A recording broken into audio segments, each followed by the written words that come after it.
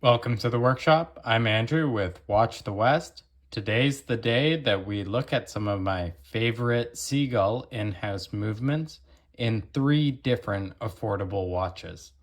I will leave links in the description, but please watch the relevant video segment because there's a bit of a caveat if you want the vintage movement in number 2 and 3. Sea-Gull is one of these old school monolithic manufacturers, and they are in fact the largest producer of mechanical watch movements on the planet. And surprisingly, very few of those movements are actually cased and sold as Sea-Gulls. Most of them are sold to third-party assemblers that will then put them in other watches. And that's why you can get, say, a 1963 chronograph from Sugess and pay about half the price that you would if you were getting it directly from Sea-Gull. Now, true to form, this model does not have a name. I think it's sort of their business casual kind of watch, and it's just a string of numbers. So I'll leave the link in the description. It comes in steel and gold PVD versions, as well as both a silver or black dial. By the way, we have a sapphire crystal. The diameter is exactly 40 millimeters. The lug to lug is fairly compact at about 46.5 millimeters. And the thickness, it's a little chunky, but you're going to see why in a minute, is about 11.8 millimeters. And these are 20 millimeter standard width lugs.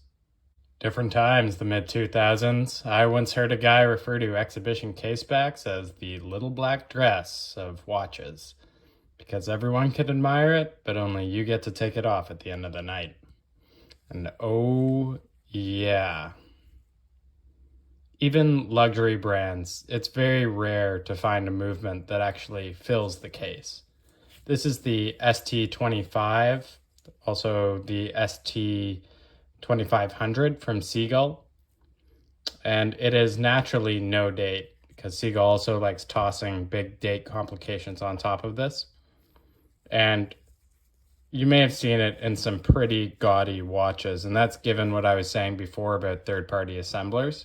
But I would argue that in this watch, you have the simplest version of that in-house movement from the original manufacturer. I love this perlage finishing that covers all of the plates, including the automatic bridge and the rotor. It's much more elegant than the Shanghai stripes that we're used to.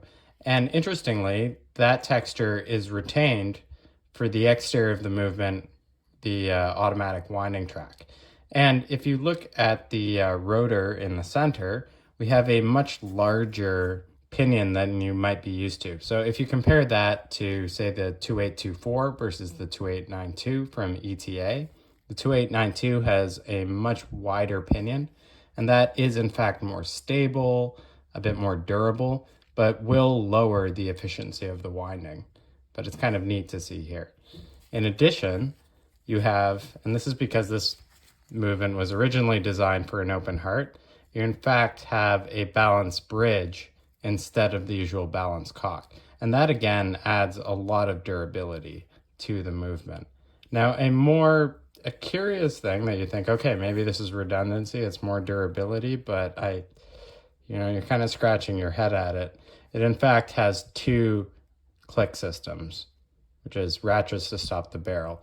And you can see one over here, sort of your standard one, and then we have another spring over here.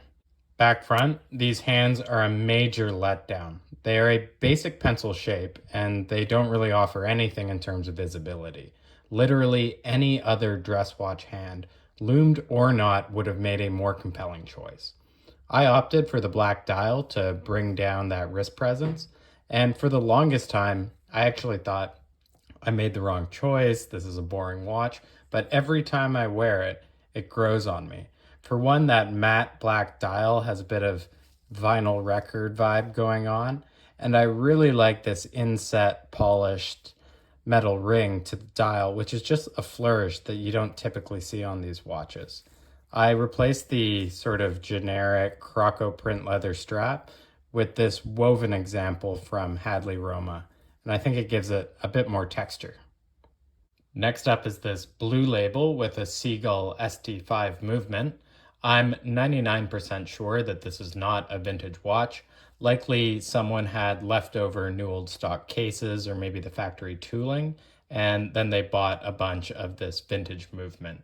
The mint condition and the fact that this dial configuration is it was made famous by the 1984 Chinese Antarctic expedition, and it's really desirable amongst collectors. So I think that kind of reinforces that claim.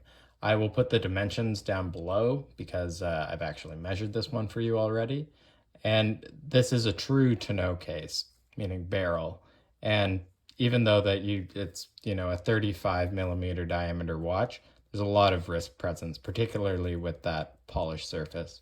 And it is an acrylic crystal. Flip her around and you'll see it is a screwed back. This is a solid steel construction watch. The emblem on the back is a stylized seagull over an ocean wave. And you'll see shortly that that wave goes back a long time. The crown is also signed with the little envelope logo. The ST19 Chrono gets all the press, but the same year, 1966, Tianjin released China's first domestically produced and designed movement. Thin, accurate, and easily a match for Japanese and European contemporaries, the ST5 is hands down my favorite Chinese caliber. When the communist government mandated production of the Tongji standard movement, the ST5 got a pass. It was reserved for the upper echelons of society. Due to this plastic spacer here, I think that the case is new production. Now, surprisingly, when you look at the case back, it's actually got a lot of age to the inside, and that gasket is just pooched. It's completely dry. So I would be comfortable saying that the only vintage parts of this watch are the movement and the case back. But seeing it as a vessel for that very rare movement, it's a great watch to daily if you want to wear an ST5.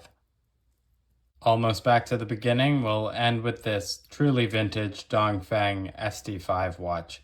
I left the old man Expando band on just to prove a point with the listing. When I bought this, there were 15 watches listed, and I messaged the seller, and he said that there really was one.